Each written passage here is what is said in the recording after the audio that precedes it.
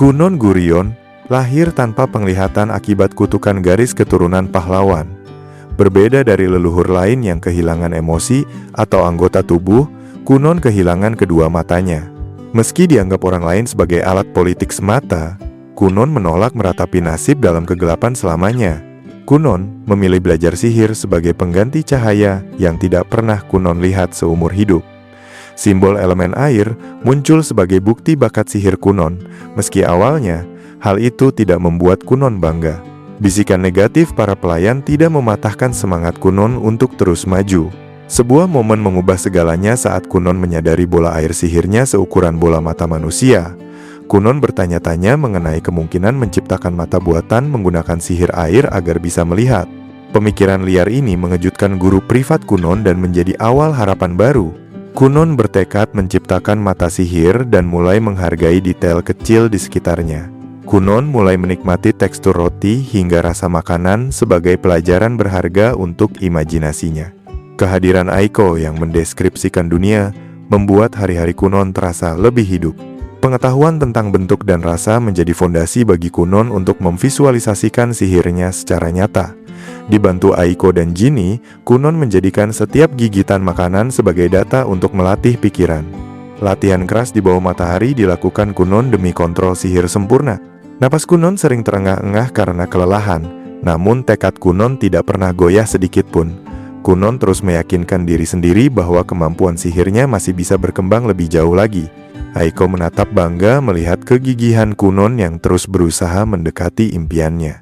Seminggu berlalu, Kunon merasa frustrasi karena stamina tubuhnya cepat habis meski ilmunya bertambah. Aiko dengan sabar mengingatkan bahwa fisik Kunon masih dalam masa pertumbuhan dan butuh waktu. Kunon bangkit lagi dan bersumpah akan berhasil menciptakan mata dari sihir air. 2 bulan kemudian, Kunon berdiri tenang mengendalikan 6 bola air yang melayang stabil dan presisi. Jinny hanya bisa ternganga melihat perkembangan pesat anak didiknya yang sangat tidak masuk akal. Rumor tentang kejeniusan Kunon kini terbukti nyata di depan mata Jinny sendiri. Saat diminta menambah jumlah bola air, Kunon dengan santai memunculkan bola ke-7 tanpa kesulitan sedikit pun. Jenny merasa kewalahan menyaksikan kestabilan sihir yang terlalu hebat untuk anak usia 7 tahun. Kemampuan Kunon saat itu jelas sudah melampaui kurikulum dasar. Jinny merenung bingung karena kemampuan Kunon sudah melampaui kapasitas pengajaran gurunya sendiri. Jinny khawatir tentang materi lanjutan apa yang aman untuk diajarkan kepada murid ajaib ini. Jinny sadar Kunon berpotensi meraih gelar penyihir biru jika terus berkembang sepesat ini. Di sisi lain, Putri Mira menatap langit dengan perasaan berat menjelang pertemuan rutin 2 mingguan mereka. Mira merasa lelah secara emosional karena harus menemui tunangannya yang dianggap dingin tersebut. Sosok Kunon yang tanpa ekspresi selalu menghantui pikiran Mira setiap kali berkunjung. Mira sebenarnya ingin menghindar, namun kewajiban politik kerajaan memaksa langkah kaki Mira terus berjalan. Kereta kuda berhenti dan ketukan pintu menandakan waktu pertemuan Mira dengan Kunon telah tiba. Jantung Mira berdegup tegang membayangkan interaksi kaku dengan bocah itu. Kunon muncul di pintu masuk dan menyapa Mira dengan sangat sopan dan tenang. Mira langsung terpaku kaget melihat ekspresi wajah tunangannya yang tidak lagi kaku seperti boneka mati yang Mira ingat dulu.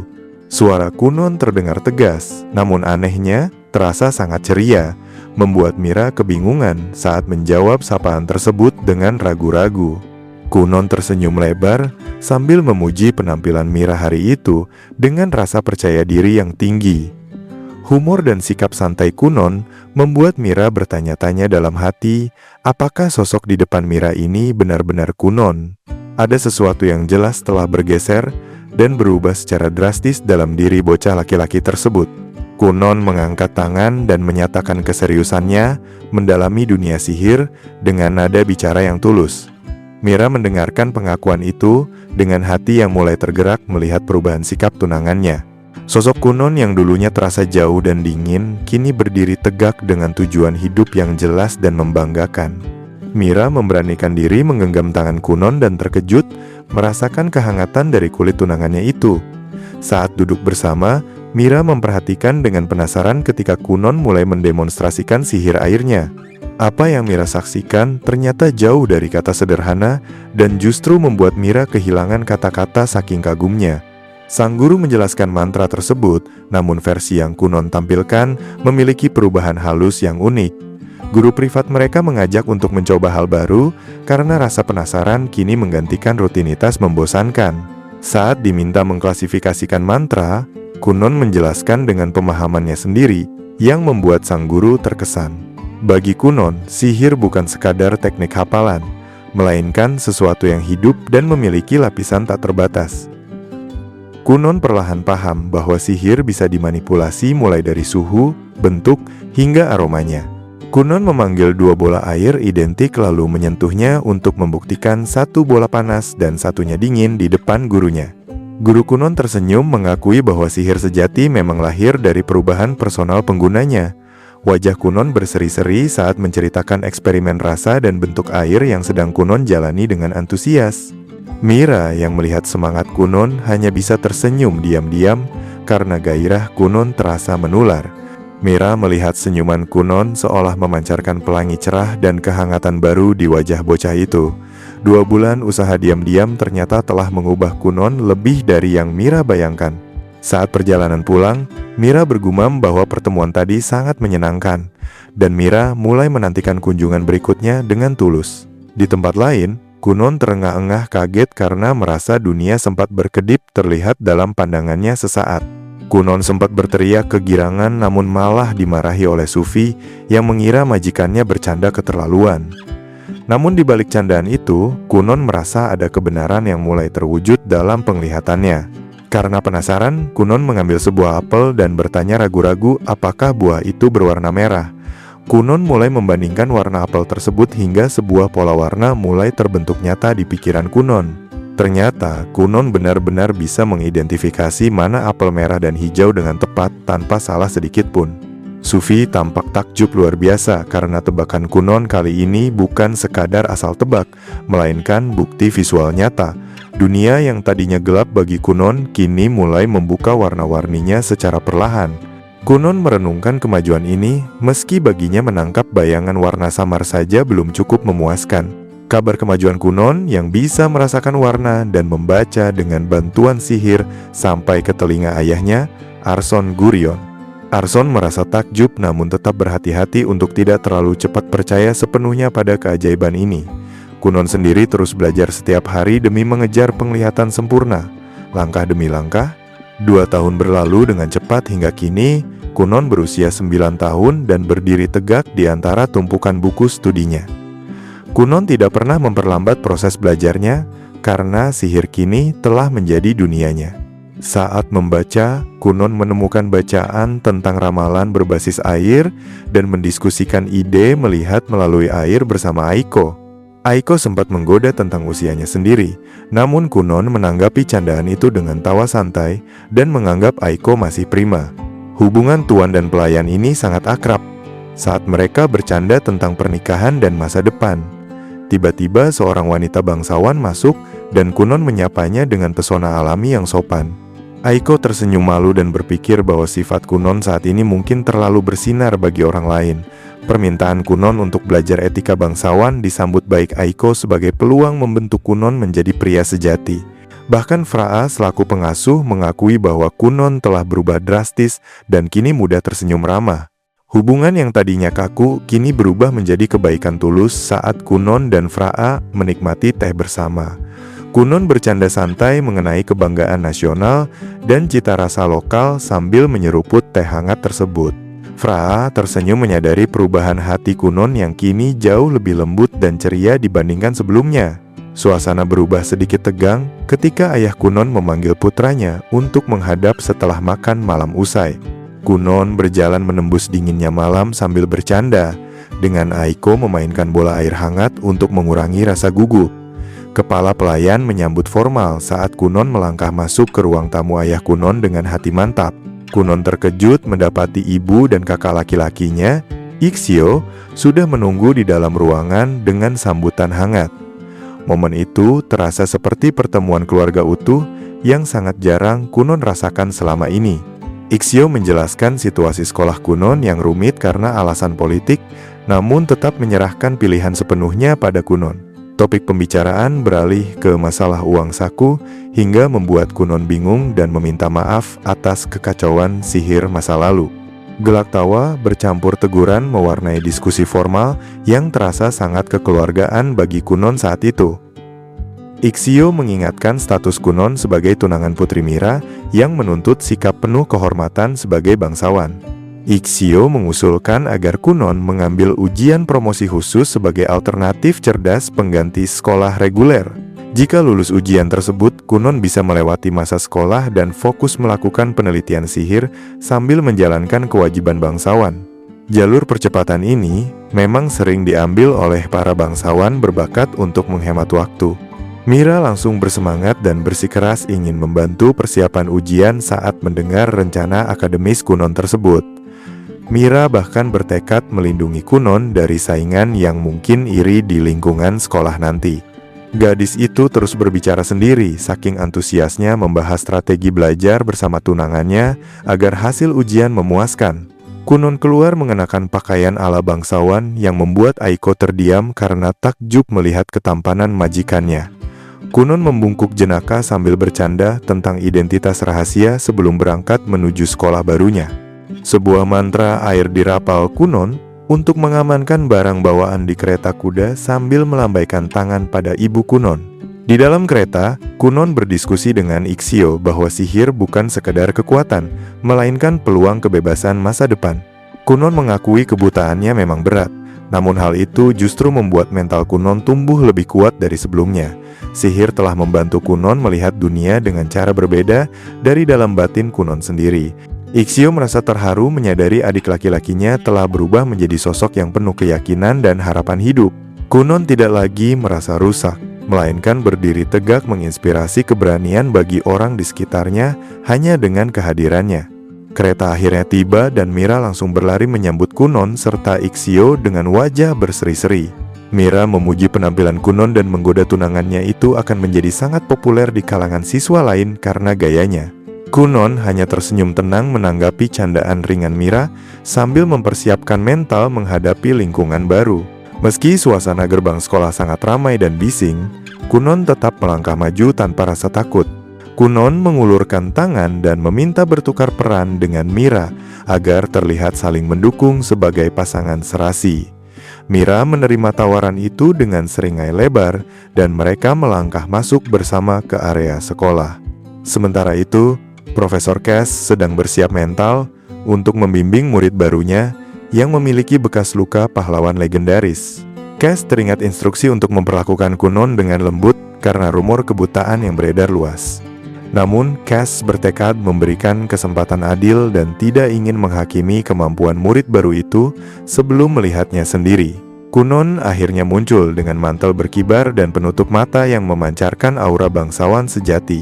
Penampilan Kunon yang percaya diri membuat Cass penasaran dan merasa bocah itu mirip pangeran dari dongeng. Kunon berjalan bergandengan tangan dengan Mira memasuki halaman sekolah di bawah tatapan semua orang yang ada di sana. Bisikan dan tatapan penasaran siswa lain tidak menggoyahkan langkah Kunon yang tetap tenang dan anggun. Profesor Cass memanggil Kunon dan memperkenalkan diri sebagai pemandu di sekolah sihir tersebut. Cass mengira Kunon akan ragu atau takut, tapi Kunon malah menyapa balik dengan senyuman berani tanpa beban. Cass kaget karena bocah buta itu terlihat sangat tenang dan mempesona, jauh dari bayangan murid bermasalah. Kunon malah bercanda memperkenalkan diri sebagai gadis cantik yang menggoda norma sosial saat itu. Cass cuma bisa bengong sementara Iksio tersenyum maklum melihat tingkah adiknya yang nyentrik. Di balik candaan aneh Kunon, tersimpan keberanian mental yang kuat untuk mencairkan rasa canggung. Mira pergi bersama Iksio, sedangkan Kunon mengikuti langkah Cass masuk ke dalam gedung sekolah utama. Cass menghela napas pelan karena merasa murid baru ini bakal bikin pusing di kemudian hari. Meski begitu, Cass tetap menuntun Kunon menuju tujuannya tanpa banyak mengeluh. Kunon masuk ke ruang kelas khusus dan bertanya soal prosedur kelulusan lewat jalur ujian percepatan. Cass menjelaskan bahwa ada 5 ujian promosi yang wajib dilalui jika Kunon ingin lulus cepat. Bagi Kunon, ini satu-satunya cara logis untuk lulus tanpa harus ikut kelas reguler yang membosankan dan membuang waktu. Kunon paham betul ada tekanan besar dari keluarga kerajaan pada pihak sekolah terkait kasus pendidikan Kunon.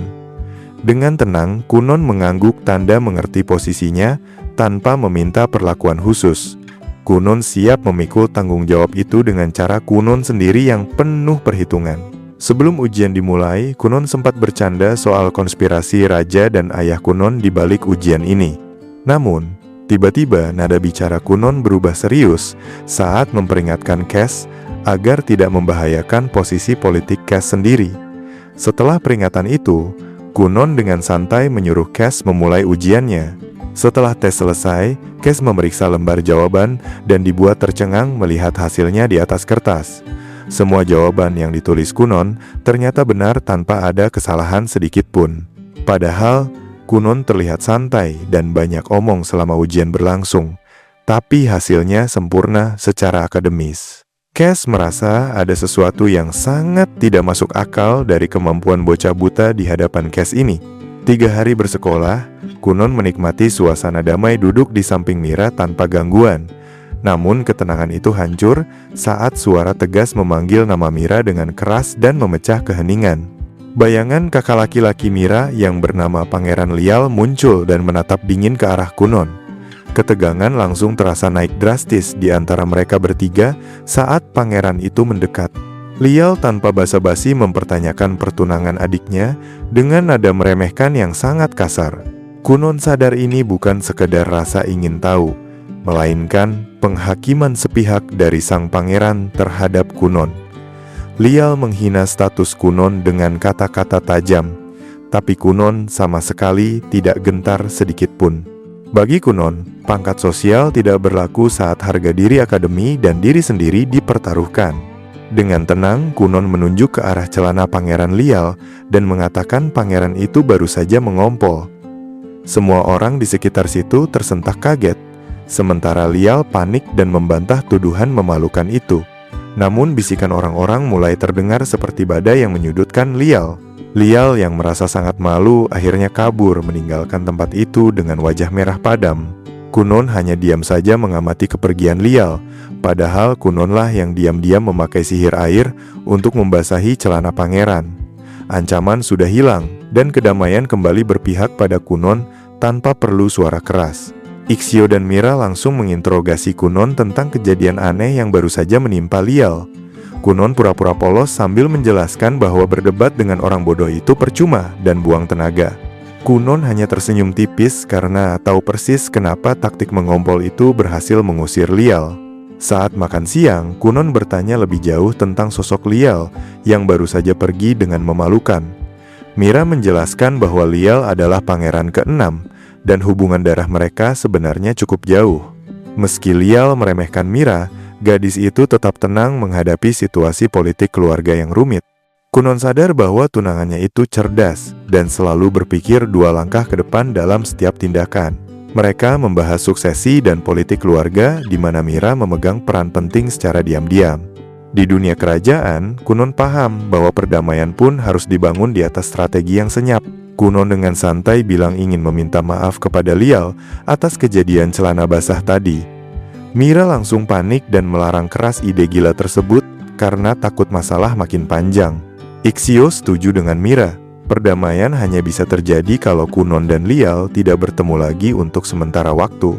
Kunon tiba di kelas pada hari kelima dan akhirnya merasakan suasana sekolah yang sesungguhnya ramai. Para siswa sedang berkumpul untuk ujian dan Kunon siap mengamati segalanya dengan indera tajamnya. Kunon bercerita santai tentang masa lalu Cass yang ternyata pernah mengajar di akademi elit lain sebelum pindah. Teman-teman sekelas takjub mendengar info itu, tapi bagi Kunon informasi tersebut hal biasa saja. Kunon dengan santai memikirkan ujian yang akan datang sementara teman sekelas mendesak Mira. Mereka meminta Mira untuk memperkenalkan Kunon secara resmi kepada seluruh penghuni kelas hari itu. Mira akhirnya menyerah sambil tersenyum meski agak gugup memenuhi permintaan teman-temannya. Suasana terasa ringan sampai akhirnya Kunon maju ke depan dan menguasai panggung perkenalan. Kunon memperkenalkan diri dengan gaya khas yang penuh percaya diri, hingga membuat siswa lain terkejut melihat karismanya. Mira mendukung Kunon dengan suara mantap, dan mengingatkan semua orang untuk menghormati status tunangannya. Kunon diam-diam merasa sangat bersyukur atas pembelaan tulus dari Mira di depan orang banyak. Kunon senang melihat Mira memiliki teman dan kakak yang protektif menjaga Mira. Tidak ada rasa iri di hati Kunon, hanya rasa damai karena merasa dimengerti oleh lingkungan barunya. Tiba-tiba, Lial kembali dengan wajah penuh amarah yang membuat para siswa langsung kaku ketakutan. Mira mencoba menanggapi kakaknya dengan tenang, sementara Kunon berdiri santai tanpa beban di sebelahnya. Udara terasa berat oleh ketegangan, namun keberadaan Kunon di sana jelas menantang ego sang pangeran. Kunon mengejutkan Lial dengan tiba-tiba meraih tangan pangeran itu dan menjabatnya erat tanpa permisi. Dengan nada ceria yang berani, Kunon memperkenalkan diri sebagai tunangan Mira secara gamblang. Lial membeku di tempat karena tidak siap menghadapi keberanian bocah buta yang melucuti emosinya itu. Kunon tertawa renyah sambil memuji wajah Lial yang bahkan tidak bisa Kunon lihat wujudnya. Kata-kata Kunon sukses mengubah ketegangan yang mematikan menjadi situasi konyol yang tidak masuk akal. Lial panik luar biasa karena otaknya nge-lag mencerna siapa cowok aneh di depannya ini. Reaksi gugup Lial malah bikin suasana makin kocak sampai Mira ikutan terkikik geli melihat kakaknya mati kutu. Kunon enggan melepaskan jabatannya dan malah memuji Lial kuat, membuat Lial makin bingung sementara Kunon sudah menang langkah. Hasil ujian akhirnya keluar, dan kabar baiknya semua orang dinyatakan lulus dengan nilai memuaskan. 5 hari pertama sekolah, Kunon berakhir tanpa drama berlebihan, cuma ada tawa dan keberhasilan. Ujian berhasil dilewati dan langkah masa depan Kunon mulai terbentuk jelas tanpa hambatan berarti. Kunon menemui Ginny setelah kelulusan dan disambut ucapan selamat yang hangat dari gurunya itu. Namun nada bicara Ginny berubah serius saat bilang ada kebenaran pahit yang harus disampaikan sekarang. Ginny mengaku sudah tidak punya ilmu apa-apa lagi untuk diajarkan kepada Kunon mulai detik itu. Ini bukan teka-teki, tapi fakta bahwa kemampuan sihir Kunon sudah melampaui kapasitas pengajaran Ginny sebagai guru. Ginny jujur mengakui sudah lama tidak mengajarkan hal baru karena pertumbuhan Kunon terlalu cepat. Kunon sempat protes, tapi Ginny menjelaskan bahwa muridnya itu sudah melesat terlalu jauh. Kunon sebenarnya sadar perjuangan Ginny dan sangat menghormati trik-trik putus asa yang dilakukan gurunya selama ini. Bagi Kunon, apa yang dianggap kegagalan oleh Ginny justru jadi pemantik ambisi sihir Kunon untuk berkembang. Ginny membeberkan bahwa selama ini Ginny bertarung mati-matian melawan batasan dirinya sendiri. Ginny sudah mencoba segalanya, termasuk jalan pintas. Tapi sekarang gaji naik pun tak bisa jadi alasan untuk bertahan. Ginny merasa tidak sanggup lagi menopang pertumbuhan sihir Kunon yang makin mengerikan. Dengan emosional, Ginny mendesak Kunon mencari guru baru yang lebih hebat. Karena Ginny sudah angkat tangan, Kunon dengan tegas menolak rasa minder Ginny dan meminta gurunya tetap mengajar pakai trik apa saja. Tapi Ginny sudah mencapai batas akhir, suaranya melembut dan tenaganya habis dimakan rasa bersalah. Ginny melihat sihir Kunon kini begitu rumit dan halus, bukti nyata murid telah mengalahkan guru. Ginny tersenyum, lega, menerima keterbatasannya tanpa ada penyesalan sedikit pun di hati wanita itu. Bocah yang dulu diajari Ginny, kini telah tumbuh menjadi sosok penyihir yang luar biasa hebat dan mandiri.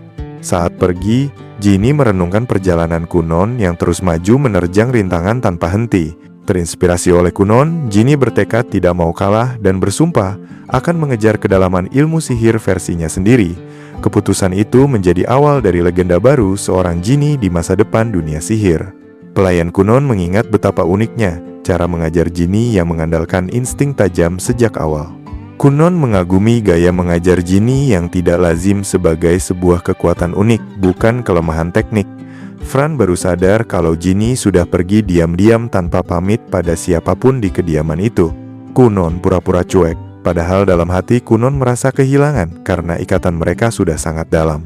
Fran yang mendapat tawaran menikah justru merasa bimbang untuk meninggalkan Kunon sendirian tanpa pengawasan. Kesetiaan Fran ternyata tumbuh lebih kuat dari yang Fran sadari selama mengurus tuan mudanya. Meski masa depan Fran ada di tempat lain, hati Fran berat meninggalkan majikannya yang buta itu. Kunon akhirnya mengakui bahwa Kunon tidak sanggup jika harus ditinggal sendirian oleh orang-orang terdekatnya. Sosok seperti Ginny, Fran, dan Ixio sangat berarti bagi mental Kunon untuk terus maju menjalani hidup. Kunon sadar butuh guru baru, dan Aiko dengan semangat mengusulkan nama Finrol yang terkenal. Aiko mempromosikan Finrol karena ketampanannya, tapi Kunon malah lebih memilih guru perempuan agar tidak ribet urusan hati. Perdebatan memanas saat muncul kandidat wanita lain yang memicu konflik prinsip antara pelayan dan majikan. Aiko meledak marah dan menegaskan semua wanita layak dihormati tanpa memandang usia.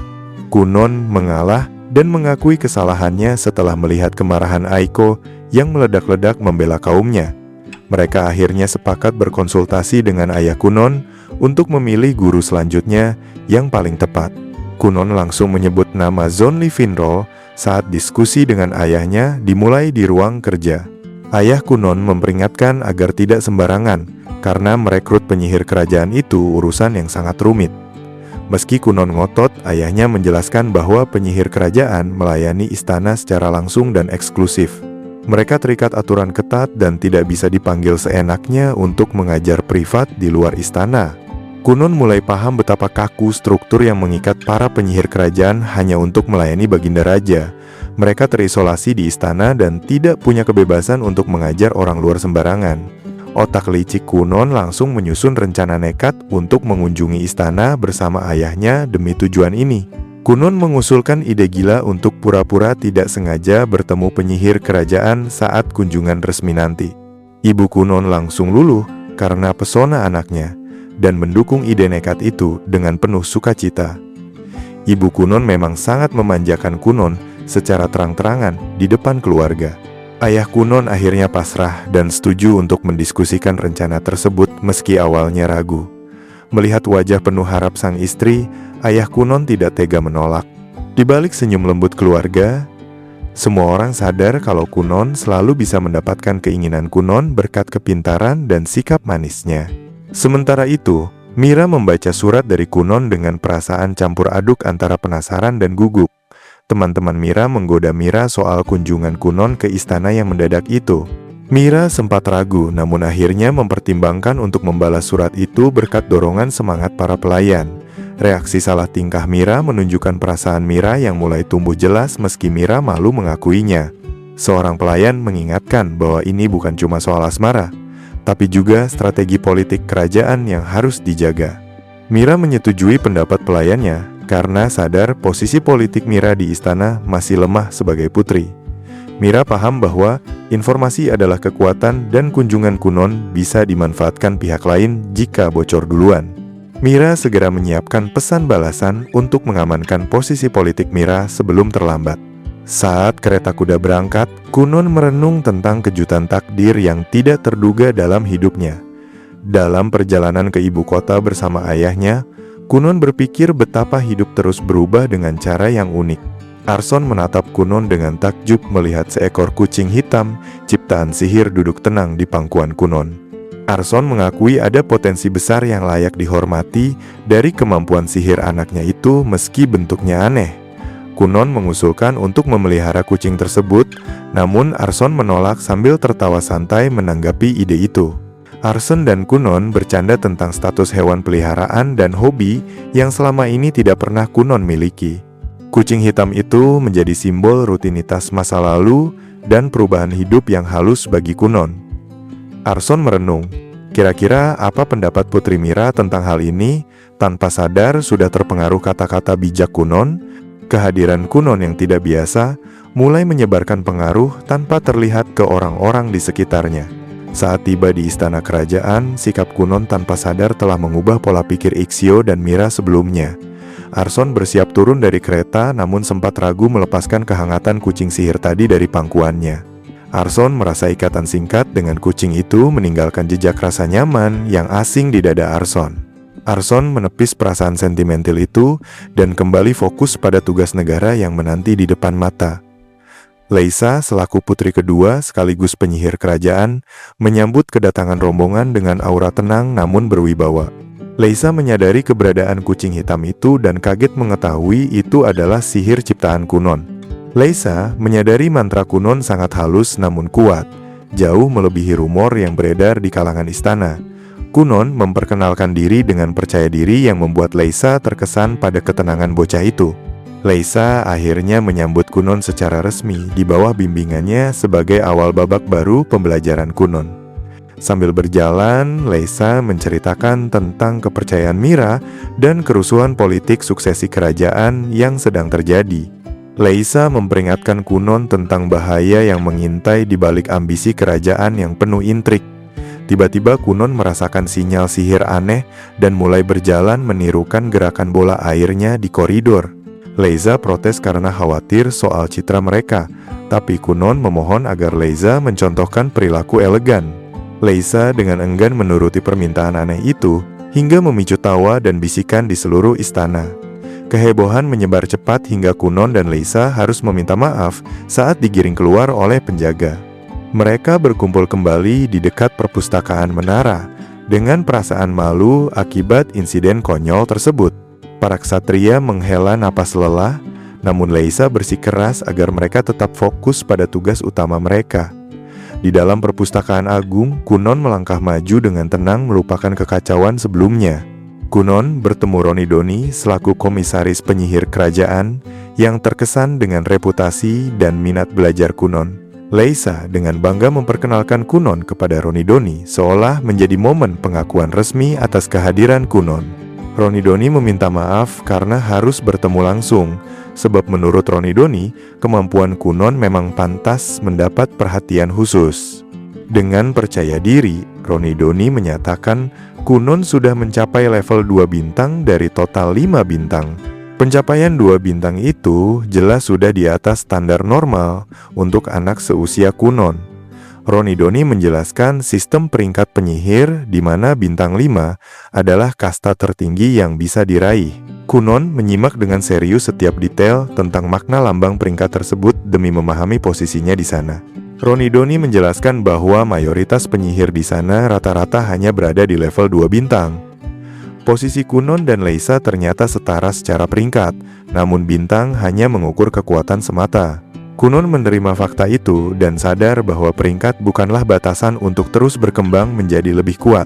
Kunon dengan santai membandingkan peringkat bintang seperti keju, di mana bahan dasarnya sama tapi tingkat kekuatannya berbeda. Ronidoni merasa terhibur mendengar analogi itu dan mengonfirmasi bahwa dirinya adalah penyihir bintang 4. Kunon tetap tenang dan tidak terintimidasi, menganggap bintang hanya alat ukur, bukan status. Orang-orang heran karena Kunon tidak tahu banyak soal peringkat. Tapi Kunon lebih memilih fokus belajar daripada sekadar kagum. Ronidoni menegaskan bahwa buku sihir saja tidak cukup karena pengalaman lapangan jauh lebih krusial. Ronidoni mengusulkan sebuah tes ujian praktik untuk membuktikan kemampuan Kunon. Semua orang berkumpul antusias untuk menyaksikan langsung aksi bocah ajaib yang langka tersebut. Leisa bahkan ikut menyemangati Kunon karena penasaran dengan hasil tes muridnya. Mata Ronidoni berbinar penuh rasa ingin tahu saat memberi sinyal dimulainya tes kemampuan di depan umum. Kunon berdiri tenang di hadapan kerumunan saat ditanya berapa banyak mantra yang bisa Kunon gunakan. Tanpa ragu sedikit pun, Kunon menjawab hanya menguasai 2 mantra saja. Suasana menjadi tegang karena semua orang menunggu pembuktian kekuatan dari 2 mantra tersebut. Victor dengan mudah memunculkan mantra bola air dan Kunon diminta untuk mencuri kendali sihir itu menggunakan kekuatannya sendiri. Kunon sempat ragu karena tantangan mengambil alih sihir orang lain adalah hal baru bagi Kunon. Kunon menatap Victor dan bertanya-tanya apakah teknik sederhana Kunon bisa berhasil. Kunon berjuang keras melawan resistensi air milik Victor hingga membuat para pengamat terkejut melihat hasilnya.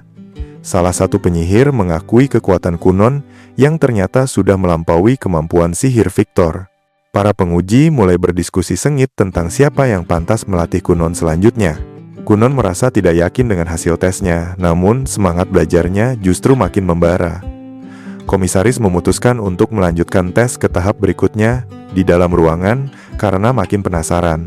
Tawa riuh terdengar saat Ronidoni memantul-mantul girang di atas mantra sihir air buatan Kunon. Kerumunan orang terkagum-kagum melihat elastisitas sihir air Kunon yang tidak biasa. Suasana jadi sangat menyenangkan karena kejadian itu dianggap hiburan paling seru dalam beberapa tahun terakhir. Sambil mengagumi kelembutan sihir itu, Kunon malah berpikir untuk menyempurnakannya lagi. Mereka bercanda soal mengganti kasur tidur dengan sihir air yang empuk itu. Seseorang menyarankan agar Kunon mencoba mengangkat tubuhnya sendiri menggunakan sihir air tersebut. Ide itu menyentuh hati Kunon dan mendorong Kunon memamerkan kemampuan meniru bentuk hewan dengan air. Seekor kucing air yang bergerak lincah seperti hewan asli, sukses membuat semua penonton ternganga takjub. Mereka sadar sihir Kunon benar-benar menabrak ekspektasi normal penyihir pada umumnya. Kunon menjelaskan ide gilanya tentang boneka air yang bisa dibentuk dan digerakkan sesuka hati. Komisaris merasa geli tapi sekaligus tertarik dengan konsep boneka air yang melayang seperti manusia itu. Diskusi berlanjut membahas mekanika gerakan boneka yang mungkin akan terlihat sedikit menyeramkan atau tidak wajar. Rasa penasaran memuncak karena semua orang ingin melihat wujud boneka itu secara langsung. Seorang pelayan yang melihat keluar jendela tiba-tiba menjerit histeris karena mengira boneka air yang melayang itu adalah hantu. Gerakan meluncur yang tidak wajar dari boneka sihir Kunon sukses membuat pelayan itu ketakutan setengah mati. Semua orang akhirnya paham dari mana asal mula rumor hantu di istana bisa muncul. Kunon dan komisaris terpaksa membungkuk meminta maaf karena ulah sihir mereka bikin heboh seisi istana. Peringatan keras diberikan kepada mereka, tapi komisaris malah terkekeh, mengakui kalau dirinya keasikan main sihir. Meski dimarahi 2 kali, Kunon merasa pengalaman memalukan ini sangat berharga. Desakan Ma untuk mempercepat tes ternyata membawa konsekuensi keributan yang tidak terduga bagi mereka berdua. Namun rasa ingin tahu Kunon tetap menyala lebih terang daripada rasa sesal akibat insiden hantu itu. Kembali ke menara, komisaris mengajak makan siang untuk mendinginkan suasana. Saat semua orang sudah tenang, Kunon memberanikan diri menanyakan pertanyaan yang mengganjal di hatinya. Kunon bertanya apakah Kunon lulus tes tersebut atau tidak. Dengan kekaguman dari semua orang, Kunon akhirnya dinyatakan lulus dan merasa sangat gembira. Komisaris Ronidoni menawarkan diri menjadi instruktur Kunon, sebuah mimpi yang akhirnya terwujud nyata sebagai langkah awal menjadi penyihir sejati. Kunon berdiri tenang di depan teman sekelas menjelaskan tujuan gilanya membuat bola mata sihir. Awalnya ragu, seisi kelas berubah jadi penasaran dan memuji ide unik Kunon tersebut. Semangat Kunon langsung ciut saat mendengar kabar ayahnya akan datang berkunjung secara mendadak. Ayah Kunon datang dengan suara lantang karena sudah tahu ketenaran anaknya yang bikin heboh satu sekolah. Kunon mencoba menolak ajakan makan malam karena gugup, tapi ayahnya tetap maksa ingin tahu detail keributan yang dibuat Kunon. Ayah Kunon skeptis dan mempertanyakan apakah sihir diajarkan terlalu bebas di lingkungan istana tersebut. Sang ayah memperingatkan bahwa kekuatan tanpa tanggung jawab itu bahaya, apalagi jika disalahgunakan orang lain. Logika tegas, ayahnya menantang Kunon untuk memikirkan beban berat di balik setiap mantra yang dipelajari. Kunon merasa tertekan memegang tongkat sihirnya, menyadari tanggung jawab besar yang kini dipikul. Leisa datang mencairkan suasana hingga ayah Kunon akhirnya mengakui pertumbuhan anaknya yang pesat. Meski masih bersikap galak, ayah Kunon sadar anaknya sudah melangkah jauh dan mendapatkan rasa hormat dari banyak orang penting. Ayah Kunon tiba-tiba mengingatkan janji Kunon kepada Putri Mira yang membuat Kunon kaget setengah mati karena lupa. Persiapan ternyata sudah dimulai dan Kunon sadar tidak punya waktu untuk ragu atau mundur lagi. Malam harinya, Mira membawa Kunon ke arena dan menantang tunangannya menaiki makhluk air sihir ciptaan Mira. Keberanian Mira membuat Kunon takjub, namun rasa penasaran mendorong Kunon untuk mengikuti permainan itu. Meski canggung di awal, Kunon berhasil naik dan mereka melayang bersama di atas makhluk air melintasi lapangan.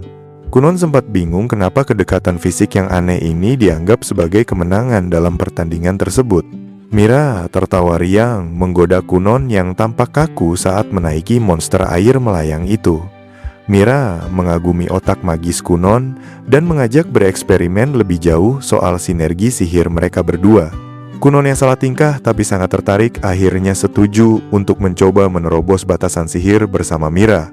Perjalanan seru itu berakhir dengan jatuhnya Kunon dan Mira ke permukaan air yang untungnya cukup empuk. Mereka saling meminta maaf dengan wajah malu, menyadari eksperimen itu ternyata butuh batasan keamanan. Ayah Kunon yang frustrasi langsung memarahi Kunon dan Leisa habis-habisan karena membiarkan ulah berbahaya tersebut. Kunon dan Leisa mengakui kesalahan mereka karena eksperimen sihirnya memang sudah kelewat batas wajar. Di sisi lain, Mira berjalan mantap menuju Menara Timur meski sempat diperingatkan teman sekelasnya. Di dalam sana, gadis bernama Laura sedang minum teh dengan anggun dan mempesona siapa saja yang melihatnya. Laura merespons panggilan namanya dengan ketenangan luar biasa yang menyita perhatian semua orang di ruangan. Mendengar kedatangan Kunon, Mira bergegas menyusul ke aula dengan perasaan gugup namun tetap berusaha tenang. Para pelayan berbisik heran kenapa putri kerajaan begitu peduli pada bocah buta seperti Kunon. Kunon sudah berdiri bangga di luar dan mengulurkan tangan untuk mengawal Mira layaknya pria sejati. Mira menerima uluran tangan itu dengan kaget melihat formalitas sopan yang ditunjukkan tunangannya. Meski sikap Kunon terkadang masih kekanak-kanakan, kepercayaan dirinya membuat Mira tersenyum tulus. Kunon dan Mira bergabung dengan yang lain di aula besar untuk makan malam bersama para bangsawan. Kunon memuji gaun hijau Mira saat bersulang, menciptakan rasa saling menghormati di antara mereka berdua.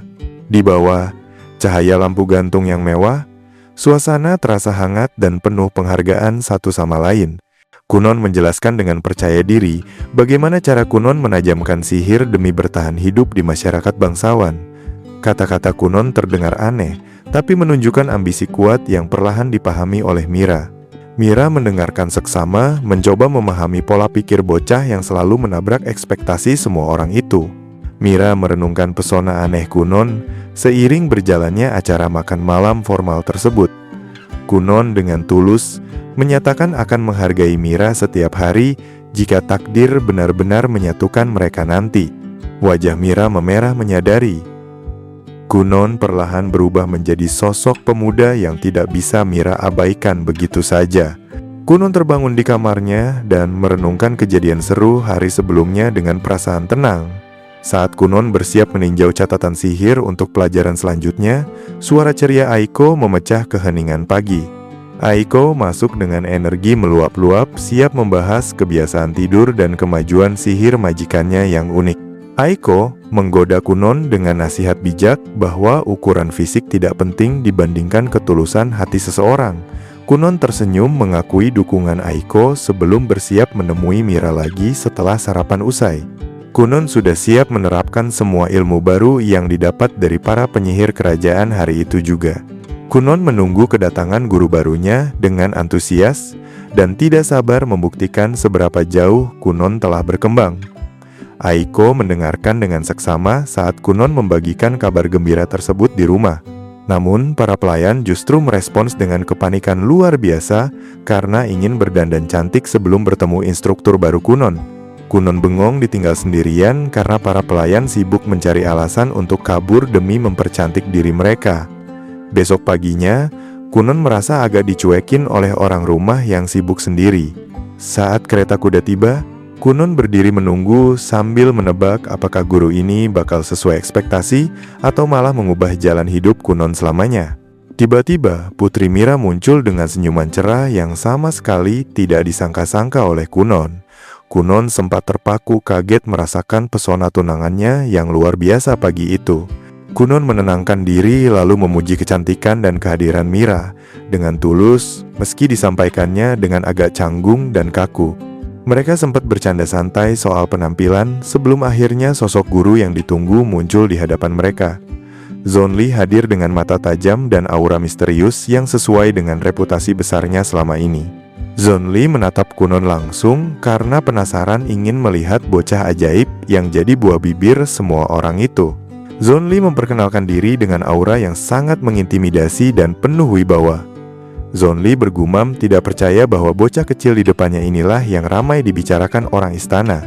Kunon justru kagum merasakan aura sihir Zonli yang sangat pekat dan tajam. Meski Zonli terlihat muda, kekuatan Zonli memancarkan otoritas mutlak yang membuat Kunon hormat. Saat Mira bersiap pergi bersama rombongan, Kunon bicara serius pada Zonli tentang harapan Kunon belajar dengan hati terbuka. Ixio menanggapi komentar blak-blakan Kunon dengan sedikit jengkel namun hanya bisa memaklumi. Kejujuran dan pesona aneh Kunon meninggalkan kesan mendalam bagi Zonli hingga melabeli Kunon sebagai bocah aneh. Mira menjelaskan bahwa kedatangannya bukan cuma mengantar Zonli, tapi karena Mira memang ingin melihat Kunon. Zonli yang tidak peduli formalitas kerajaan langsung meledek mereka seperti anak kecil yang sedang dimabuk asmara. Kunon berterima kasih sopan pada Mira, sementara Zonli mengerang kesal melihat drama romansa di depan mata Zonli. Zonli mengakui kesiapan Kunon dan segera mengalihkan fokus pada sesi latihan yang sudah mereka nantikan. Dengan nada tegas, Zonli bertanya tentang jangkauan jumlah mantra yang bisa dikuasai Kunon saat ini. Zonli memperingatkan agar Kunon jangan coba-coba menggertak atau berbohong soal kemampuan sihir di hadapan gurunya. Kunon dengan mantap menyatakan output mantranya mencapai angka 31 buah. Zonli kaget setengah mati karena Zonli sendiri belum mencapai level setinggi itu dalam penggunaan sihir secara bersamaan. Keyakinan tenang bocah buta itu mulai membuat Zonli terkesan secara nyata dan mengubah pandangan sang guru. Kunon dengan bangga mengungkapkan bisa mencapai angka 50 dengan menekan kekuatannya sendiri agar lebih stabil. Zonli terpukau oleh kesederhanaan dan kejeniusan teknik yang dipakai Kunon dalam memanipulasi sihir. Zonli yakin Kunon tidak membual dan mengakui bahwa Kunon benar-benar istimewa di luar dugaan siapapun. Zonli sadar Kunon adalah jenius otodidak yang lahir dari usaha keras dan dedikasi tanpa tanding, bukan sekedar murid yang dibesar-besarkan rumor. Zonli menyuruh Kunon melupakan pujian dan fokus membuktikan diri lewat hasil nyata di lapangan. Tanpa jeda, Zonli memberikan tugas pertama yang sangat berat pada Kunon saat itu juga. Kunon diperintahkan menghancurkan tembok batu raksasa hanya menggunakan sihir elemen tanah sebagai ujian awal. Kunon menerima tantangan itu dengan serius karena sadar ini akan menentukan nasib masa depan pelatihannya. Zonli memberi ancaman akan pergi meninggalkan Kunon jika Kunon gagal melakukan tugas berat tersebut.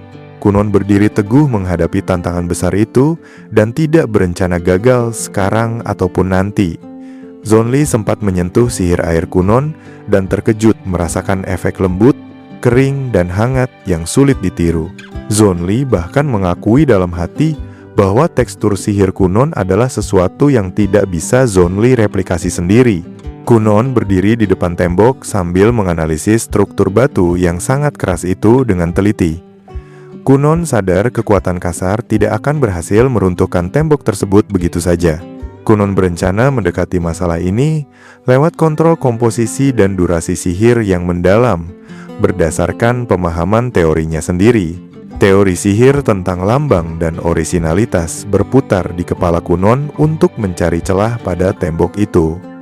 Pemahaman Kunon tentang teori sihir tidak hanya dalam, tapi juga terbentuk unik berkat wawasan pribadinya. Kunon menaksir tembok itu memiliki kekuatan setara ansambel level 40 yang sangat rumit dan kokoh. Dengan tenang, Kunon menyatakan akan menghancurkan tembok itu seketika hanya dengan satu sentuhan jari. Kepercayaan diri Kunon tidak goyah sedikit pun menghadapi tantangan yang terlihat mustahil itu. Kunon bahkan membiarkan Zonli tidur siang dulu tanpa gangguan sebelum Kunon menyatakan siap beraksi sepenuhnya. Kunon dengan santai bergabung minum teh yang membuat Zonli bingung melihat ketenangan muridnya itu. Zonli sempat curiga Kunon sudah menyerah, padahal Kunon justru baru saja selesai mempersiapkan segalanya. Suasana berubah tegang saat Mira, para pelayan, dan Zonli menahan napas menyaksikan langkah Kunon mendekati tembok. Kunon mengangkat tangan dengan percaya diri, siap memamerkan kemampuan unik yang hanya bisa dilakukan olehnya. Kunon menggunakan mantra pembersih bernama Alugo untuk menghancurkan tembok batu raksasa itu. Zonli kaget bukan main melihat bocah itu memakai sihir laundry untuk meruntuhkan konstruksi tingkat tinggi dengan menargetkan strukturnya. Kunon menjelaskan bahwa menyerang kekuatan tembok secara langsung hanya akan membuang tenaga percuma. Kunon menganggap tembok itu seperti kotoran yang harus dibersihkan dengan gelembung sihir secara presisi. Zonli mengakui metode Kunon sangat cerdas karena menggunakan logika sederhana untuk mengatasi kerumitan sihir elemen tanah. Zonli bercanda menanyakan apakah hal itu membuat Kunon resmi menjadi muridnya sekarang. Kunon bersikeras meminta persetujuan resmi agar statusnya sah sebagai murid. Zhonli akhirnya menyerah dan mendeklarasikan Kunon sebagai muridnya yang disambut sorakan meriah semua orang. Kunon berhasil memenangkan tantangan sekaligus pengakuan dari penyihir setingkat master. Zhonli berjanji akan mengajarkan segala hal yang diketahuinya kepada Kunon mulai saat itu. Namun, Mira mengingatkan Kunon tentang risiko ambisi, karena kekuatan semata tidak menjamin posisi Kunon di sisi Mira. Mira berbicara belak-belakan bahwa gelar dan kekuatan mungkin belum cukup untuk mengamankan masa depan impian mereka. Mira mendesak Kunon memikirkan masa depan dengan hati-hati, bukan hanya soal sihir tapi juga politik. Mira sadar posisi politiknya lemah dibandingkan saudara perempuannya yang lain di kerajaan. Mira merasa tidak berdaya mencegah jika ada pihak lain yang menginginkan Kunon, dan hal itu menghancurkan hati Mira. Melihat Kunon tumbuh menjadi murid yang dihormati, membuat Mira merasa tertinggal dan tidak berguna. Keraguan mulai muncul di hati Mira, apakah dirinya pantas mendampingi sosok hebat seperti Kunon. Saat Zhonli meledek Kunon soal asmara, Kunon membalas dengan menyoroti kecanggungan gurunya sendiri saat menghadapi wanita. Mira merenung dan bertekad untuk meningkatkan kualitas dirinya agar sepadan dengan Kunon. 3 bulan berlalu, Kunon kini resmi menjadi asisten Zhonli dengan beban kerja yang menumpuk. Aiko menggoda Kunon soal gelar barunya itu, sementara Kunon sibuk meninjau tumpukan laporan teori sihir tulisan Zhonli yang berantakan namun berbobot. Laporan itu berisi wawasan tajam tentang alkimia dan alat sihir yang bisa digunakan oleh non-penyihir. Karena Zhonli beralih fokus ke mantra tempur, riset alkimia dipercayakan sepenuhnya kepada manajemen Kunon. Aiko dengan antusias berjanji mendukung setiap aspek kehidupan Kunon, sehingga memberikan rasa nyaman bagi majikannya. Kunon menyadari pertumbuhannya tidak hanya soal sihir, tapi meluas ke rutinitas harian dan kepercayaan orang sekitar. Kunjungan rutin Mira dan Zhonli mewarnai hari-hari Kunon yang makin sibuk berlatih dan mengurus tugas. Zhonli hanya menuntut hasil sambil menggoda popularitas Kunon, namun Kunon membalas ejekan itu dengan percaya diri. Kegiatan kuliah teori diganti dengan eksperimen mingguan bersama Zhonli untuk mengembangkan model sihir baru yang praktis.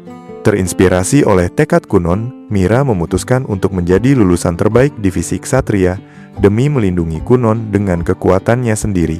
2 tahun berlalu membawa kedewasaan bagi Kunon, Mira, Zhonli, dan Aiko yang tumbuh bersama.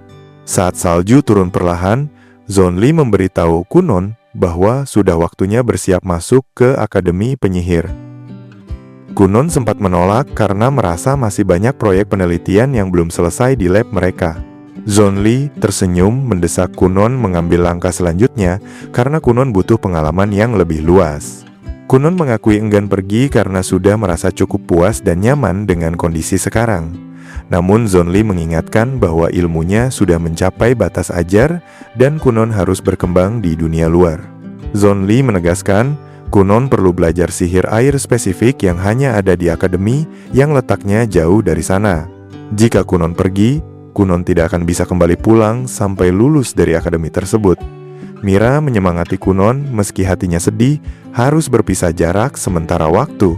Mira berjanji akan menunggu dan meminta Kunon kembali dengan rasa bangga sebagai penyihir hebat yang diakui dunia. Perasaan mereka terlihat jelas lebih dari sekadar teman saat tangan mereka saling menggenggam dalam diam. Mira bersumpah akan menjadi wanita yang pantas bersanding dengan Kunon saat pertemuan mereka berikutnya. Kunon tersenyum lembut menerima tantangan itu dan dengan mantap menyatakan keputusan untuk masuk ke Akademi Penyihir. Zhonli memberikan persetujuan namun mengingatkan Kunon ada satu hal krusial yang selama ini dihindari Kunon sebelum berangkat. Kunon sempat menebak-nebak liar, mulai dari pernikahan hingga pelajaran rahasia yang terlupakan.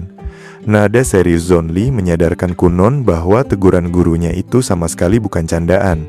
Kunon akhirnya teringat pada matanya sendiri yang menjadi alasan awal Kunon belajar sihir sejak pertama kali. Kunon terdiam menyadari kebenaran yang selama ini Kunon tunda. Zhonli mengangguk pelan menandakan bahwa waktunya akhirnya tiba bagi Kunon untuk menyelesaikan tujuan utamanya. Kunon yang kini sudah siap sepenuhnya berterima kasih kepada Zonli atas bimbingan berharganya selama ini. Berbekal ilmu alat sihir, teori, dan alkimia, Kunon dengan hormat menunda kerjasama riset mereka. Zonli tersenyum, bangga, dan yakin muridnya itu sudah sangat siap menghadapi tantangan pribadi tersebut. Saat persiapan sudah beres, Zonli memberi isyarat bahwa Kunon boleh menghubunginya kapan saja jika butuh bantuan. Di tempat lain, Mira bergelut dengan emosi campur aduk di dalam kereta yang berjalan menjauh. Meski Mira mendukung Kunon masuk akademi, perpisahan ini membuat Mira merasa kesepian dan gelisah. Mira berusaha keras menyembunyikan kesedihan di balik topeng ketegaran yang rapuh. Mira tahu Kunon makin dekat dengan impiannya melihat dunia. Tapi hati kecil Mira takut Kunon akan menjauh setelah bisa melihat. Kekhawatiran Mira makin menjadi karena Kunon dan Zonli kini sangat terkenal berkat karya mereka. Mira takut Kunon akan dikelilingi banyak orang baru di akademi hingga melupakan keberadaan Mira. Karena cemburu dan merasa bersalah, Mira mengakui pikiran gelapnya yang berharap Kunon tidak usah mendapatkan penglihatannya.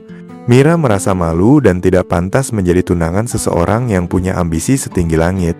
Dario dan Zonli bereaksi tajam mendengar pengakuan jujur namun menyakitkan dari Mira tersebut.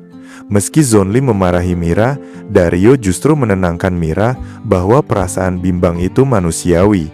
Dario meyakinkan bahwa emosi itu wajar dan Kunon pasti akan menemukan jalannya sendiri bagaimanapun kondisinya. Mereka mulai mempertanyakan apakah penglihatan Kunon benar-benar bisa dipulihkan atau hanya angan-angan. Zonli mengakui ketidakyakinannya sendiri akan keberhasilan prosedur rumit itu. Mira bertanya sambil tertawa getir apakah selama ini Zonli hanya memberi harapan palsu kepada Kunon. Zonli menatap padang salju sambil menegaskan bahwa Kunon harus menemukan jawabannya sendiri. Tidak peduli apa yang dirasakan orang lain, hanya Kunon yang bisa menentukan nasib perjalanan selanjutnya. Di mansion, Aiko datang membawa kabar bahwa Kunon resmi menerima tawaran masuk Akademi Penyihir. Dario sangat terkejut karena laporan yang Dario tunggu-tunggu akhirnya menjadi kenyataan di depan mata. Aiko tersenyum sambil membocorkan kejutan sesungguhnya bahwa Kunon sedang bersiap memulihkan penglihatannya. Dario terpaku kaget menyadari momen yang dinanti dalam diam itu akhirnya mendekat. Aiko menjelaskan bahwa Kunon meminta waktu menyendiri untuk fokus total pada tujuan besarnya itu. Aiko merasa bangga sekaligus sedih menyadari Kunon tumbuh cepat dan makin mandiri tanpa bantuan Aiko. Dario mengakui kemajuan Kunon sambil mengenang masa lalu mereka merawat tuan muda itu. Obrolan beralih santai saat Dario menggoda Aiko untuk segera memulai keluarga sendiri. Percakapan tentang perjodohan itu sukses membuat Aiko salah tingkah dan terkejut bukan main. 3 minggu berlalu tanpa terasa. Kunon tenggelam dalam riset hingga kelelahan luar biasa menggerogoti tubuhnya. Kunon sudah mencoba ratusan metode untuk memulihkan mata, namun semuanya berujung kegagalan total. Akibat burnout karena uji coba sihir tanpa henti, Kunon tiba-tiba mengajak kakaknya pergi ke sauna untuk relaksasi. Kakak Kunon kaget melihat wajah lelah adiknya dan setuju membantu Kunon bersantai sejenak. Mereka menyusun rencana rahasia untuk pergi ke sauna larut malam dengan mengajak ayah Kunon juga. Karena takut dilarang ibu Kunon, para lelaki itu mengendap-endap hati-hati di dalam rumah. Mereka menikmati momen kebersamaan kecil yang nakal itu sebagai pelarian dari tekanan berat. Beberapa minggu kemudian, ibu Kunon memergoki aksi kabur-kaburan itu dan melabrak Kunon dengan dramatis. Kunon membeku gugup saat mengakui bahwa mereka pergi bersenang-senang tanpa mengajak ibu Kunon. Masalah jelas sudah di depan mata bagi para lelaki di rumah itu karena ketahuan bersenang-senang sendiri. Ibu Kunon dengan cerdik membuat Kunon merasa bersalah hingga akhirnya Kunon mengajaknya ke sauna. Kunon tidak bisa menolak permintaan ibunya yang belum pernah merasakan sauna dan matanya mulai berkaca-kaca. Akhirnya seluruh keluarga berkumpul di sauna, di mana ibu Kunon tampak sangat rileks dan ceria. Ibu Kunon memuji pengalaman sauna itu sambil menggoda suaminya dengan santai. Kunon duduk diam menikmati momen damai yang langka bersama seluruh anggota keluarganya. Setelah pikiran segar kembali, Kunon kembali ke perpustakaan yang sunyi di antara tumpukan buku dan kertas yang berserakan. Perhatian Kunon tertuju pada sesuatu yang bergeser di antara literatur kuno tersebut. Sebuah terobosan besar akhirnya ditemukan saat Kunon melihat rumus di buku berdebu yang cocok dengan teorinya. Jantung Kunon berpacu kencang menyadari struktur ini mungkin kunci untuk benar-benar melihat dunia. Harapan kembali menyala terang di mata Kunon setelah sekian lama menemui jalan buntu. Setelah berbulan-bulan mengurung diri, Kunon akhirnya keluar dari paviliun dengan kepercayaan diri yang tenang. Kunon menyatakan keberhasilan telah diraih di tangan Kunon berkat ketekunan tanpa henti. Kunon merancang konstruksi sihir yang memantulkan dunia bukan sekadar cahaya, tapi sebagai penglihatan nyata. Kunon menjelaskan ciptaannya berupa cermin air berlapis yang dikelilingi bola pelindung untuk menerjemahkan cahaya ke kesadaran. Akhirnya Kunon mengucapkan kalimat yang selama ini diimpikan, bahwa Kunon bisa melihat. Kunon mengaktifkan mantra canggih itu dan lingkungan sekitar mulai terlihat untuk pertama kalinya. Namun, membanjirnya informasi visual yang mendadak membuat Kunon kewalahan seketika. Meski otak Kunon menjerit kesakitan karena beban informasi visual, hati Kunon justru membengkak bahagia. Kunon akhirnya benar-benar bisa melihat dunia. Walau terasa sakit, Kunon bersukacita karena mata cermin buatannya berhasil berfungsi. Air mata kesuksesan mengalir deras saat Kunon mematikan sihirnya. Penglihatan itu nyata meski singkat, sebuah mimpi yang terpenuhi. Selama seminggu berikutnya, Kunon berlatih keras untuk mengendalikan sihir mata cermin tersebut. Dengan usaha keras dan air mata, Kunon perlahan beradaptasi dengan alat barunya.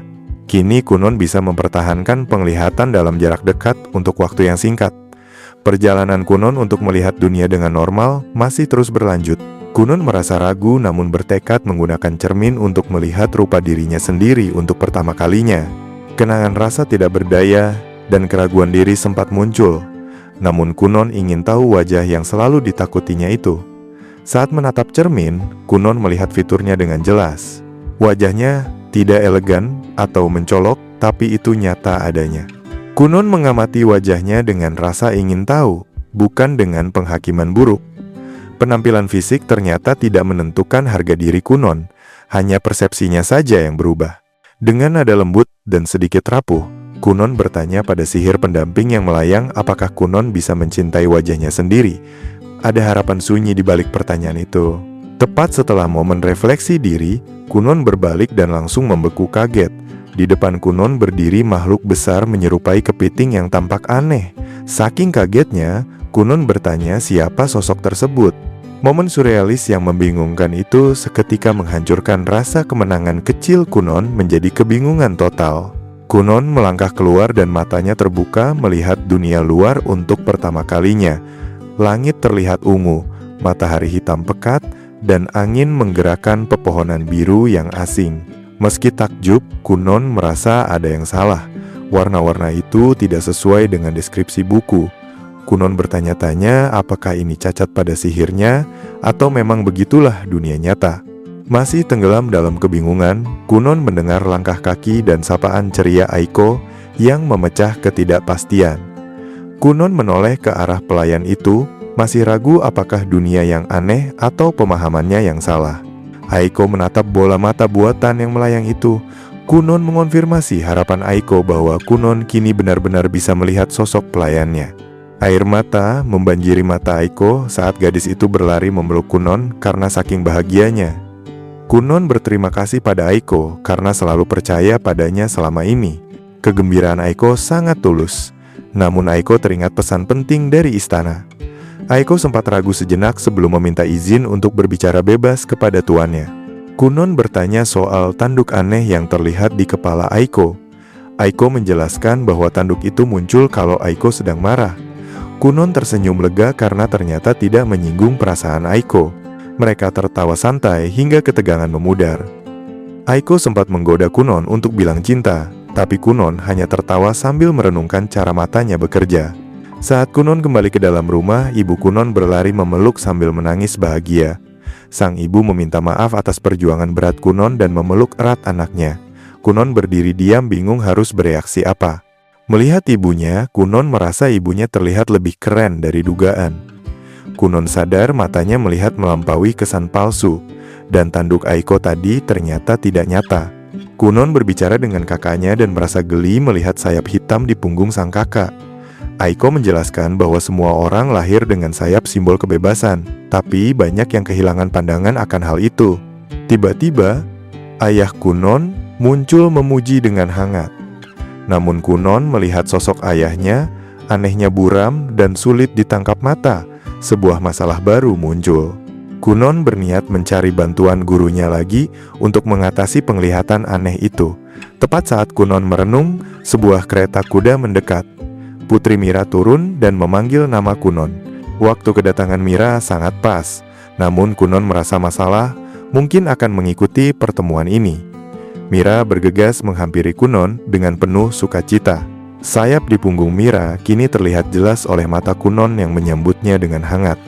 Saat reuni itu terjadi, seseorang mendekat dengan hawa asing yang sangat kuat dan instan dirasakan Kunon. Pendatang baru itu bersinar terang, nyaris menyilaukan mata baru Kunon. Kunon yang kewalahan mencoba mengikuti situasi tersebut. Mira memperkenalkan pria itu sebagai Zonli, guru besar sihir. Kunon merasa tidak nyaman menyadari kehadiran pria itu mengganggu keseimbangan sihir di sekitarnya. Kecurigaan tumbuh dalam hati Kunon. Saat Zonli berjalan menjauh untuk bicara empat mata, Kunon menatap keluar jendela dengan gelisah. Kunon merasa ada yang tidak beres, dan ini baru permulaan. Zonli tertawa geli melihat kebingungan Kunon atas apa yang dilihatnya barusan. Kunon yang masih serius berusaha memahami penglihatan aneh itu, merasa ini lebih dari sekadar tipuan cahaya. Kunon menjelaskan apa yang dilihatnya. Zonli mengajukan dua kemungkinan, yakni penglihatan roh atau manifestasi jiwa yang sangat langka. Kedua fenomena itu mengisyaratkan Kunon mungkin telah membangkitkan sesuatu di luar sihir normal yang bahkan Zonli sulit definisikan. Zonli teringat pengalamannya sendiri dengan penyakit mana yang menyebabkan disorientasi dan kelebihan beban sihir. Kunon menyimak dengan seksama, sadar kekuatannya berisiko. Pemahaman akan kekuatan itu butuh waktu, tapi tanda-tandanya tidak bisa dipungkiri lagi. Zonli dan Kunon berbicara dengan tenang membahas situasi itu. Kunon masih penasaran tentang penglihatannya dan tidak yakin akan kebenarannya. Zonli menyarankan agar tidak usah khawatir sekarang karena jawaban pasti akan datang belakangan. Sesampainya di Akademi Penyihir, Kunon mendengarkan petuah bijak dari kucing hitam yang ditemuinya. Kucing itu menyadarkan Kunon bahwa tidak ada dua orang yang melihat dunia dengan cara yang sama persis. Perbedaan persepsi itu bukanlah sebuah cacat, melainkan bagian alami dari kehidupan yang harus diterima. Zonli mempercayakan sebuah alat purwarupa kepada Kunon, meski cara kerjanya masih cukup membingungkan bagi muridnya itu. Kunon memutuskan menyimpan alat tersebut karena yakin suatu hari nanti benda itu akan berguna atau bermakna. Kunon setuju merahasiakan kemampuan uniknya, sementara Zonli melakukan riset diam-diam. Kunon masih bergulat memahami bagaimana dunia terlihat melalui penglihatan barunya yang belum stabil. Di perayaan ulang tahunnya, Mira memberikan hadiah tulus agar Kunon dan Mira bisa saling memahami lebih dalam. Kunon menerima hadiah itu dengan tekad kuat untuk memahami makna di baliknya meski masih ada keraguan. Saat keberangkatan tiba, Kunon dikelilingi oleh salam perpisahan yang hangat dari orang-orang terdekatnya. Kunon masuk ke dalam kereta dengan tenang berusaha menyembunyikan rasa gugup yang melanda. Orang-orang yang melihat hanya bisa bertanya-tanya apakah Kunon benar-benar paham beratnya perjalanan di depan mata. Kunon berpamitan dengan kalimat percaya diri dan meyakinkan semua orang bahwa Kunon akan kembali beberapa tahun lagi. Aiko ikut serta menemani perjalanan Kunon menuju akademi. Keluarga Kunon tersenyum melepas kepergian Kunon dengan rasa bangga bercampur cemas memikirkan nasib Kunon di tempat baru. Menara Akademi Penyihir mulai terlihat menjulang tinggi di depan mata rombongan yang baru datang. Para penonton berbisik penasaran tentang keberadaan murid Zonli di antara para pendatang baru tersebut. Ekspektasi tinggi diam-diam mulai terbangun di sekitar sosok Kunon yang misterius bagi mereka.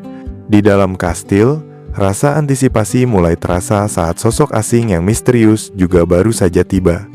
Seorang gadis mengenakan jubah suci bersiap untuk pergi dan menarik perhatian orang sekitar karena auranya.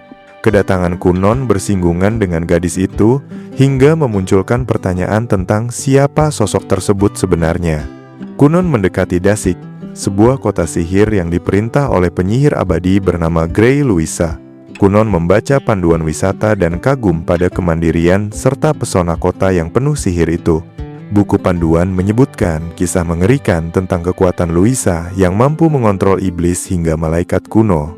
Kunon mendengarkan kisah itu dengan rasa tertarik, namun tetap skeptis akan kebenarannya. Aiko mengamati reaksi Kunon yang terlihat tenang di tengah rumor yang menyelimuti kota. Teman-teman sebaya menggoda Kunon yang dianggap terlalu suci seperti malaikat untuk menjadi seorang penyihir yang biasanya kelam. Gelak tawa pecah saat Kunon tidak keberatan menjadi pusat perhatian di antara teman-teman barunya. Kereta akhirnya tiba di kediaman Markis Gurion yang memicu kenangan nostalgia masa kecil Kunon. Kunon teringat tarian canggung masa kecilnya saat Aiko menggoda Kunon untuk mencairkan suasana tegang perjalanan. Dahulu tingkah aneh Kunon membuat ayahnya cemas dan orang lain diam 1000 bahasa, namun kini semua menyambut dengan bangga. Rumor kejeniusan Kunon telah sampai ke telinga para staf mansion bahkan sebelum Kunon tiba.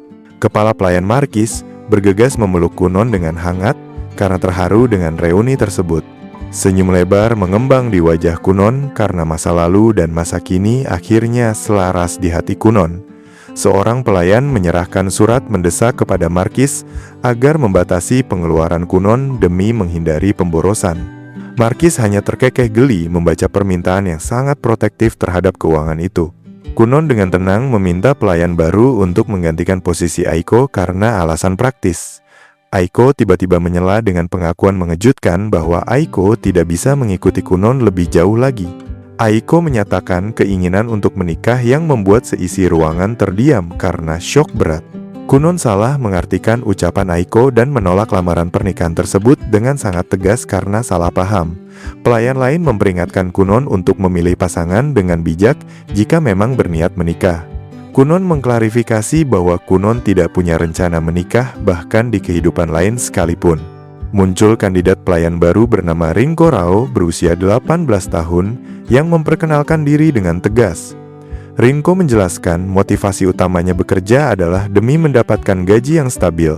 Rinko secara belak-belakan menceritakan masa lalu kelam agar tidak mengulangi kesalahan fatal dieksekusi lagi.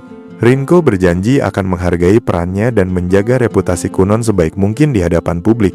Saudara perempuan Kunon yang sangat protektif langsung memperingatkan Rinko agar tidak mengajarkan kebiasaan buruk pada adiknya. Gadis itu menuntut agar Kunon tetap suci dan hanya Putri Mira yang boleh mendekati hati Kunon. Rinko mencoba menenangkan situasi, namun saudara Kunon malah makin panik membayangkan rumor skandal yang mungkin terjadi.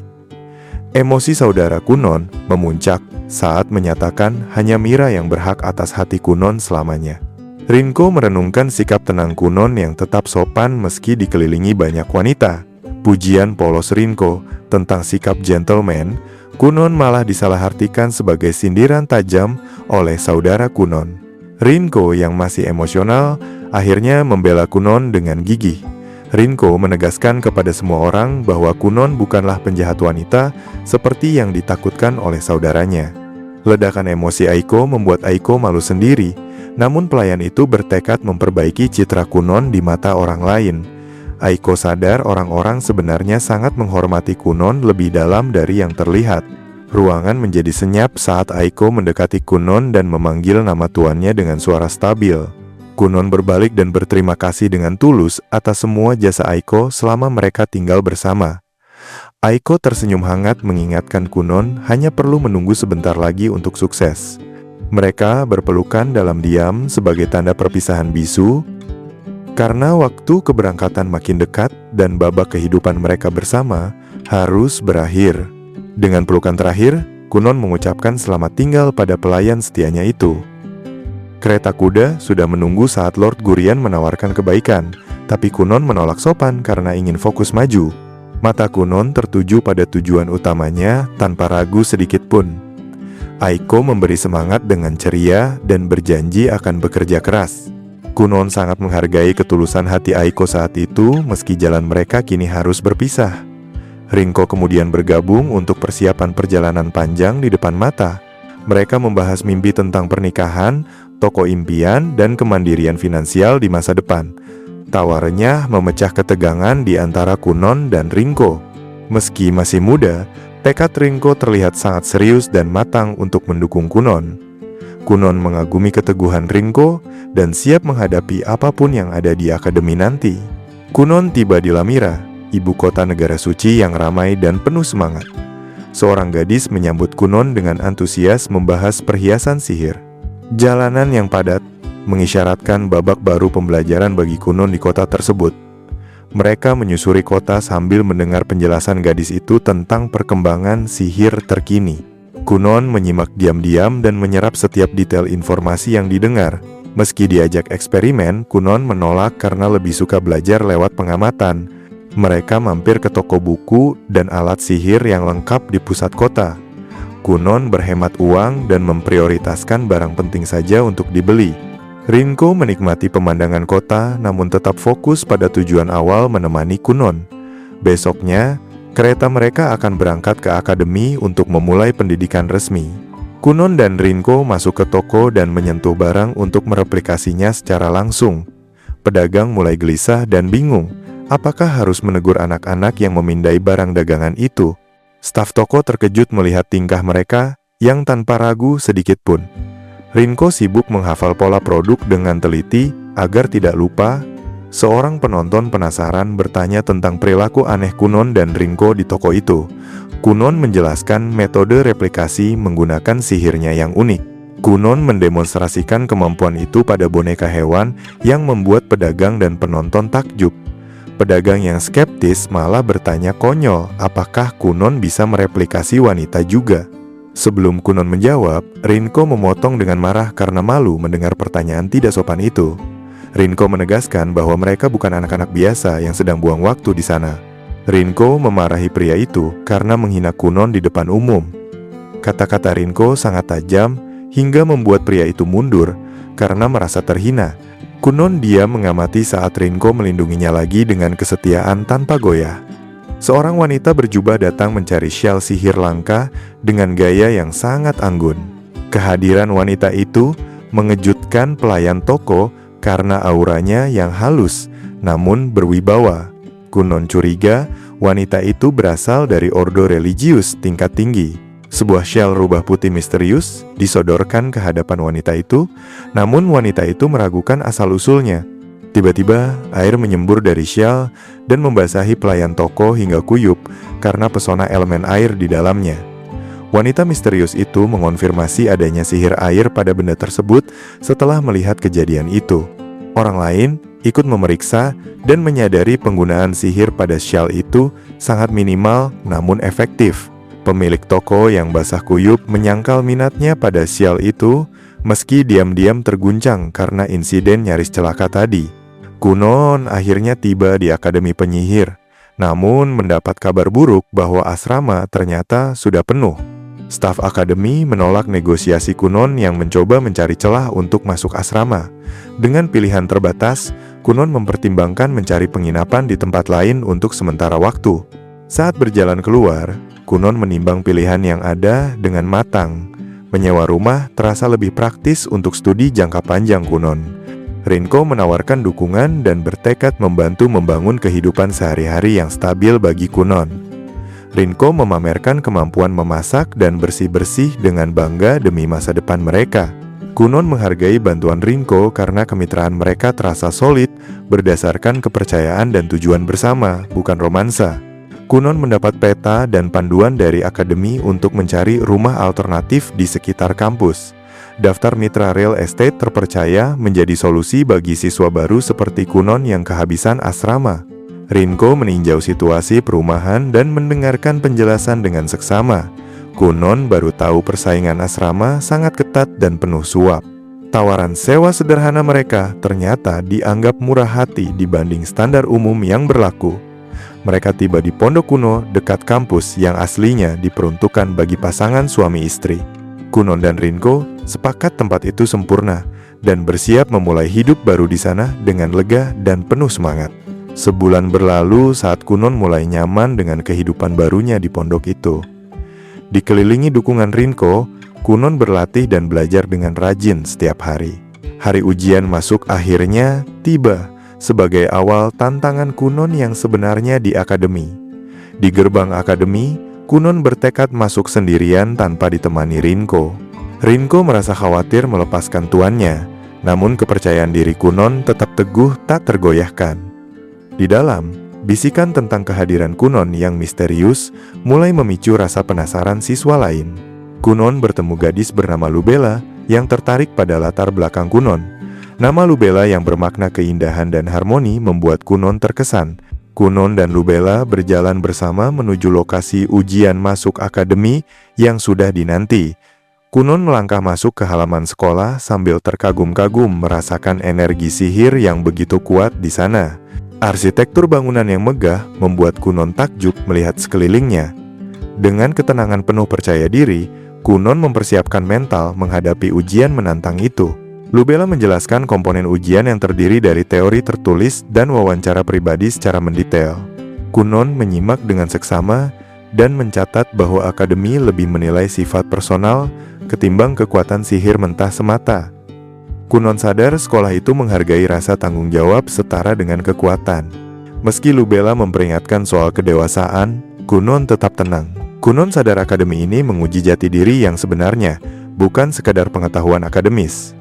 Lubela sempat menawarkan saran soal cinta dan kompromi yang ditanggapi Kunon dengan logika murni nan tulus. Kejujuran polos Kunon malah membuat Lubela jadi salah tingkah sendiri. Meski kata-kata Kunon terdengar ambigu, Lubela akhirnya mengakui ketulusan hati Kunon. Kunon menganalisis sinyal visual yang dipancarkan para penyihir menggunakan mata cermin andalannya dengan teliti. Kunon mengelompokkan mereka berdasarkan efek sihir pada tubuh yang memancarkan pola misterius. Kunon melihat gadis dengan kehadiran bersinar dan menebak gadis itu adalah orang suci dari negara tetangga. Aura magis gadis itu mengonfirmasi tebakan Kunon. Kunon langsung memberondong gadis itu dengan pertanyaan antusias seputar sihir cahaya dan penyembuhan karena penasaran. Gadis itu awalnya waspada, namun ketulusan rasa ingin tahu Kunon perlahan melunakkan sikapnya. Orang lain ikut bergabung karena ingin memahami kekuatan sihir gadis itu. Kunon mencoba meluruskan niat bahwa Kunon murni ingin belajar, bukan menggoda. Gadis itu tetap skeptis dan mengklaim keunggulan sihir cahaya. Namun, Kunon bersikeras sihir air memiliki nilai setara. Perdebatan memanas saat Kunon berargumen kekuatan sihir bergantung pada keahlian pengguna, bukan tipenya. Gadis itu lagi-lagi salah paham mengira argumen itu bermuatan romantis. Padahal Kunon membantah tegas dan hanya fokus pada pemahaman sihir. Kesalahpahaman berlanjut hingga gadis itu menceramahi Kunon panjang lebar soal etika kencan dan sosial. Kunon tetap bingung mendengar ceramah itu namun berusaha tetap hormat dan sopan. Seorang guru datang memecah ketegangan dan mengingatkan mereka untuk fokus. Gadis itu akhirnya mengakui bahwa Kunon memang tidak sedang menggoda sejak awal perdebatan mereka. Instruktur mengumpulkan semua orang untuk memulai ujian dan menjelaskan peluang langka bagi individu kuat untuk melewati prosedur normal. Kunon menyimak kebijakan sekolah di mana kelompok Kunon menghadapi ujian unik dibanding murid biasa. Guru menjelaskan struktur akademi memisahkan jalur tingkat lanjut dan dasar. Kunon diam-diam mengagumi sistem mandiri itu. Instruktur resmi membuka ujian dan menjanjikan kelulusan pasti bagi siswa yang lolos kelas tingkat lanjut. Kunon mempersiapkan diri dengan tekad tenang. Hengbit maju dengan santai, menyatakan niat masuk kelas spesial. Heng dengan percaya diri menyebutkan kualifikasi dan daftar mantranya. Para penguji mengakui tekad Heng dan bersiap menilai kemampuan praktisnya.